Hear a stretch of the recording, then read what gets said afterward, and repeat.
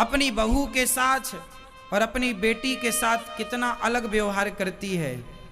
बहू आएगी तो देखना भी पसंद नहीं, और बेटी आए गले लगाएगी, अचार भर भर के देगी, झोले में भर के ले चले चले, देसी घी बहू ना देखने पाए, चुपके से ले चले चले, एक साड़ी और घुसा देगी झोले में, झोला भले फट रहा है, जगह नहीं है, ठूंसती जा रही अम्मा, बेटी के लिए प्यार टपक रहा है।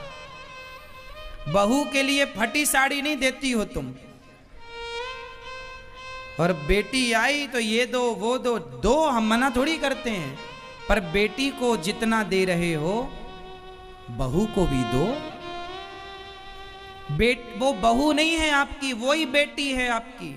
ये तो आपने दान कर दिया, कन्यादान, उसे तो कन्यादान उसका लिया है, वो तो ली हुई है, ये तो दी हुई है। दी हुई से इतना प्यार है, ली हुई से प्यार नहीं है। ये कपट है कि नहीं? बहू के लिए अलग व्यवहार सास का, और बेटी के लिए अलग व्यवहार सास का, ये कपट है या नहीं? बोल दो हाँ या ना। इसी को न कहते हैं कपट।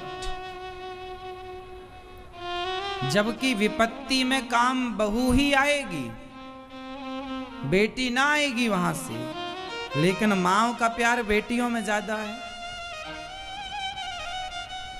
और सास को ऐसा लगता है कि हम बहू के छिप करके बेटी को ये दे दें, वो सब देख रही है, उसे सब पता है।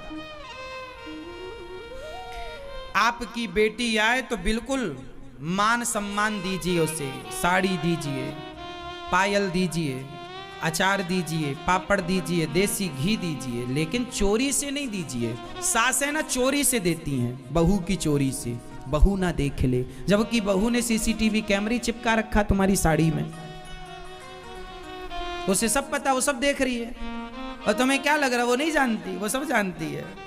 फिर रात को अपने पति से क्या कहती है? पति बोला जरा अचार लाओ, नहीं है अचार, कहां चला गया? तुम्हारी बहन आई थी, पूरा ले गई भर के, तुम्हारी माँ ने दे दिया।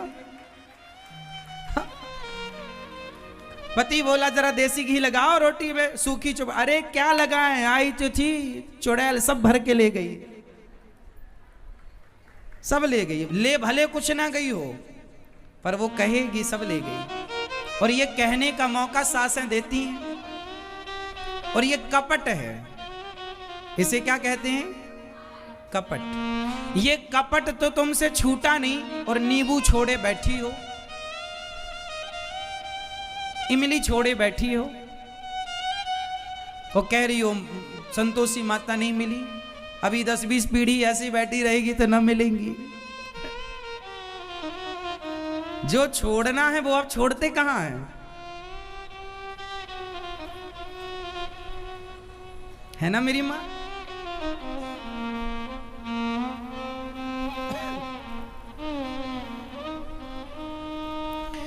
घर में जो आज ना 90% हमारे देश में ननंद और भौजाइयों की पटती नहीं।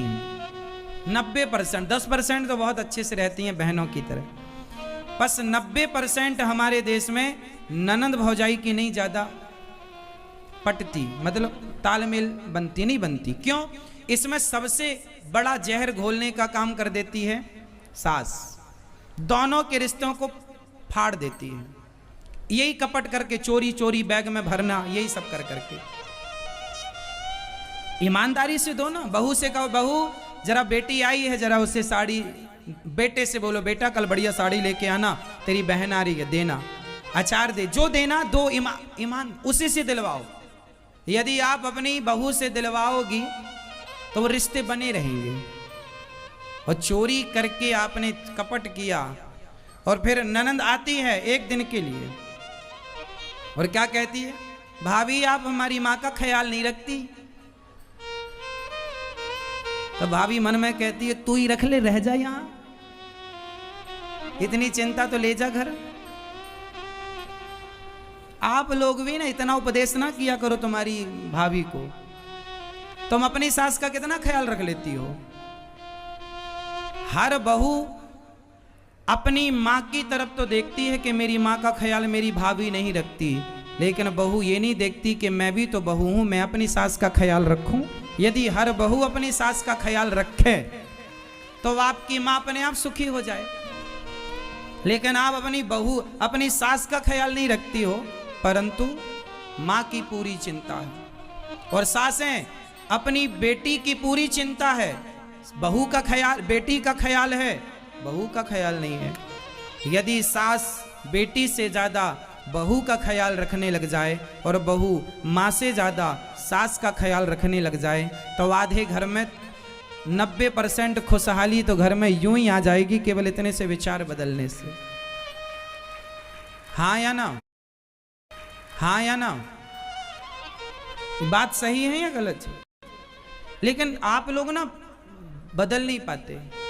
सास बिल्कुल सास की भूमिका में रहती है, बहू बिल्कुल बहू की। अरे इंसानों की तरह रहा करो, सास की तरह बहू की तरह नहीं।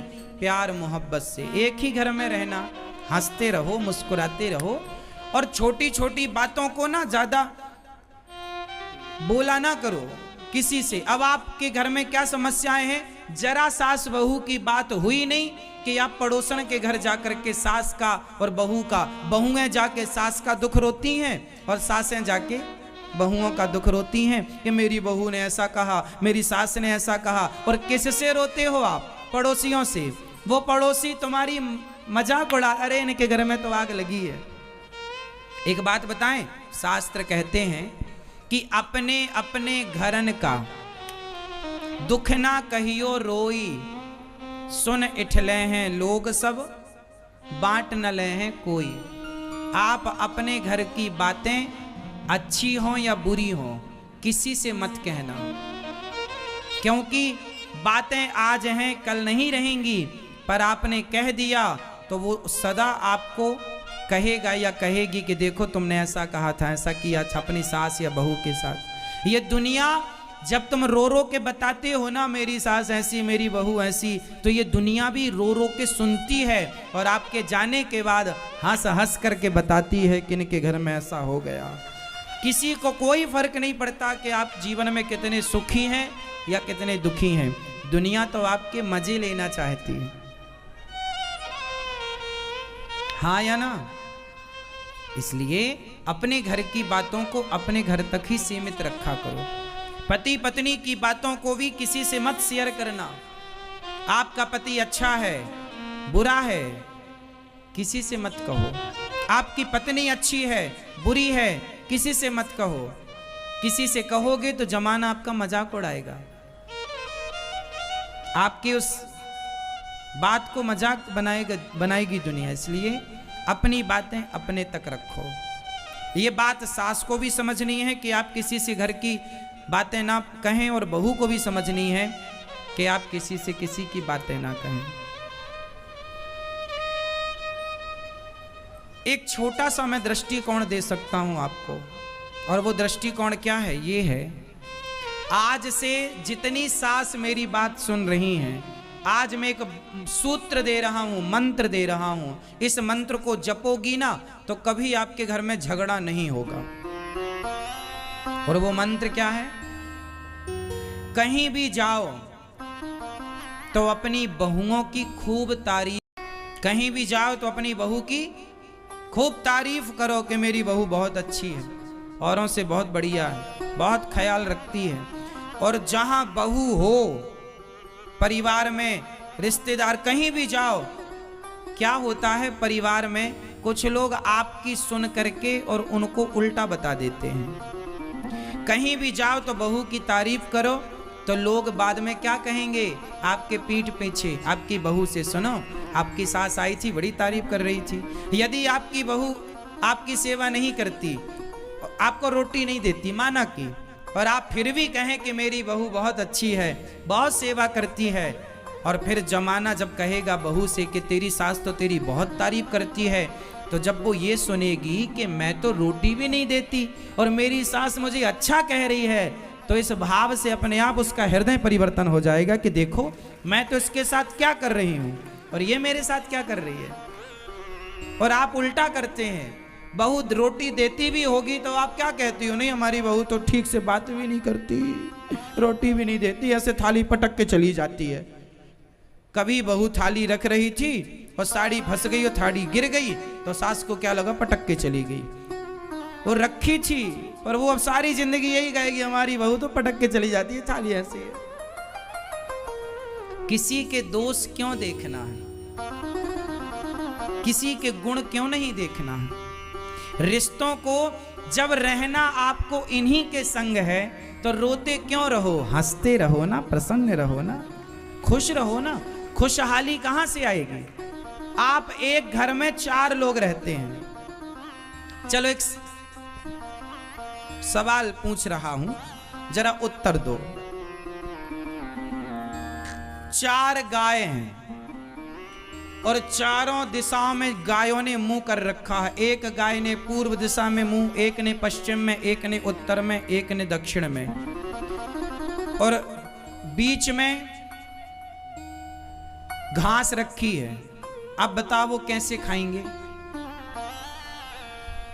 बीच में घास रखी है और एक गाय ने पूरब की तरफ मुंह, एक ने पश्चिम, एक ने उत्तर, एक ने दक्षिण में कर रखा। अब बताओ कैसे खाएंगी, आप बताओ। एक गाय का मुंह, हाँ बिल्कुल ठीक कहा आपने, एक गाय का मुंह पूरब इस तरफ, एक गाय का मुंह इस तरफ, तो दोनों का मुंह बिल्कुल सामने हो गया। एक गाय का मुंह इस तरफ, एक गाय का मुंह इस तरफ, और बीच में घास रखी है, खा रही है आराम से, क्या बुराई है। बिल्कुल सिंपल है। 4 गाय हैं और चारों दिशाओं में मुंह है। भाई आमने सामने मुंह ना हो जाएगा, ये पूरब ये पश्चिम, तो ये सामने मुंह हो गया, ये मुंह यहाँ, एक दक्षिण एक उत्तर, ये मुंह, चारों का मुंह जाके एक जगह हो जाएगा और एक जगह घास रखी है, खाएंगी चारों एक साथ। यही आपके घर में हो रहा है। आपके घर में भी 4 लोग हैं और चारों का मुंह चारों दिशाओं में है। एक रसोई में रोटी बन रही है, खाना एक साथ है लेकिन अलग अलग। इसलिए हम क्या कह रहे हैं, समझो कि आप लोगों का चारों दिशाओं में मुंह है ही, तो चारों दिशाओं में मुंह 2 प्रकार से हो सकता है। गाय चारों दिशाओं में मुंह कर सकती है। एक तो ये उपाय है कि एक दूसरे के सामने मुंह करें ऐसे ऐसे, और एक ये भी उपाय है कि एक इस तरह मुंह करके खड़ी हो जाए तो पूंछ हो जाएगी पीछे, घास की तरफ पूंछ हो जाएगी गाय की, तो चारों की पूंछ एक जगह हो जाएगी। या तो चारों की पूंछ एक जगह हो जाएगी या तो चारों का मुंह एक जगह हो जाएगा, और दोनों सही है। दोनों में चारों दिशाओं में मुंह है, हाँ या ना। अब आपको देखना है कि आपको भी चारों दिशाओं में तो मुंह है, पर कैसे मुंह करना है।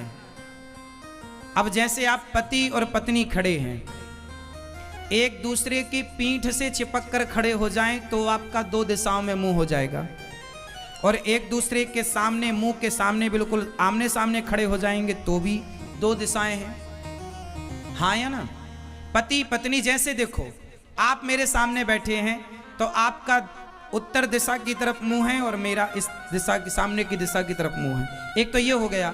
एक ऐसा भी हो सकता है कि आप पलट के बैठ जाएं, मैं आप पलट के बैठ जाऊं, तो मैं इस तरफ देखने लग जाऊंगा, आप उस तरफ देख, दिशाएं 2 ही रहेंगी। अब आपको यह निर्णय लेना है कि पति पत्नी तुम एक दूसरे को पीठ दिखा के रहना चाहते हो या एक दूसरे के मुंह के सामने, आंखों के सामने रहना चाहते हो। यह निर्णय आपको लेना है। सास बहू तुम 2 हो, एक दूसरे को पीठ दिखा के रहना है या एक दूसरों की शक्ल देखते हुए, सूरत देखते हुए एक दूसरे के मुंह के साथ मुंह करके रहने में खुशी मिल रही है। आपको निर्णय लेना है। झगड़ोगे तो पीठ वाली बात हो जाती है, एक दूसरे को पीठ दिखा गए, और प्रेम होता है तो आदमी एक दूसरे की तरफ मुंह करता है। एक दूसरे की तरफ पीठ तभी करता है जब खटास हो। क्या हो, क्या हो मैया, खटास। तो संतोषी माता के व्रत में क्या छोड़ेंगे आप लोग, खटाई। कौन सी, टमाटर, नींबू, इमली, आम, दही, छाछ, ये तो सब छोड़े बैठे हो। कपट। और प्रेम मोहब्बत से रहो, एक दूसरे के काम आओ, ये जीवन है। जो जैसा है, सास अच्छी है उसे स्वीकार करो, बुरी है जैसी है उसे स्वीकार करो, सेवा करो, अपने कर्तव्यों का पालन करो, बोलो कुछ मत, चुप रहो। जहां जरूरत जितने की बोलो। रिश्तों को बेहतर बनाने का सबसे बड़ा उपाय है इग्नोर। जो बात आपको पसंद ना हो इग्नोर कर दीजिए, सुनिए ही मत। हमारी जो बात आपको अच्छी लगे वो सुन लीजिए, जो अच्छी ना लगे मत सुनिए। पति की जो बात अच्छी लगे सुन लो, अच्छी ना लगे इग्नोर। पत्नी की जो बात अच्छी लगे सुन लो, ना लगे तो इग्नोर। सास की कोई बात अच्छी लगे सुन लो, नहीं तो। जय श्री राधे राधे भक्तों, जय श्री राधे राधे। चलो भाई। राधे कृष्ण राम श्याम श्याम राधे राधे कृष्ण कृष्ण राधे श्याम श्याम राधे राधे श्याम